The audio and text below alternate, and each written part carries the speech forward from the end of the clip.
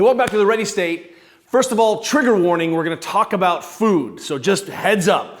Now, one of the things that we're always interested in is trying to intersect or drive consilience between what is environmental best health and what does the science say. So what we know is that when we have a common experience, which is, hey, I have a soft tissue strain, an overuse thing. It's very common in our human experience.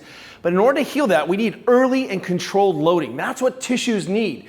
And the concept of mechanotransduction is that at a cellular level, in order for those tissues to express themselves correctly, they need mechanical loading. That's what mechanotransduction is. So if I'm going to heal my tendon, I have to eccentrically load the tendon, I have to concentrically load the tendon, I have to isometrically load the tendon. Otherwise, it's not a tendon. And a lot of that movement helps to signal a lot of important machinery in the body and helps to realign and get the fibers. So if you think about problems with like osteoporosis. We were taking a bunch of calcium, but we weren't loading the bones. So you didn't absorb the calcium. So here's what we're going to say, this idea between mechanotransduction and food.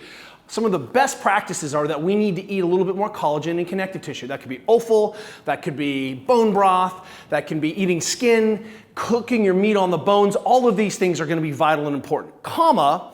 Don't worry that if you can't get enough connective tissue, what you can do is load and move, and what we're finding out is that some of our best practices now may include supplementing with some collagen. Now, just clear up is that I do not work for this company, but Vital Proteins has made it very easy for us, or some of the other collagen manufacturers made it very easy for us to augment and make sure that we have some of the raw building blocks on hand to effectively feed our newly loaded tissues. So this combination of mechanotransduction on the one hand, great, I'm starting to load, I'm starting to signal, I'm starting to repair. Second hand is, do I have some of the raw building blocks on hand? Now, it turns out if you're eating a variety of protein sources and you're getting all of this connective tissue through normal diet, through kind of really sort of conscientious eating, you're probably fine. You're getting enough vitamin C, et cetera, et cetera.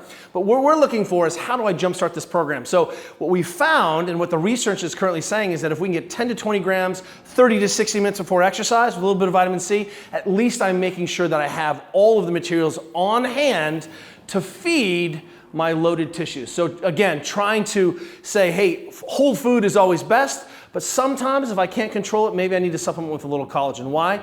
Because I've got to move and I've got to have the building blocks on to maximize my healing response. Otherwise, we know you're going to heal. We have vegan friends who heal all the time, don't eat any animal products. So whether you're getting your collagen from fish sources, whether you're getting it from animal sources, whether you're hoping that proline magically ends up in your diet, that's totally fine. Again, this is not a conversation about what you should and should not be eating. It's a conversation about how can I speed up and maximize my normal and normative healing rate as a human being.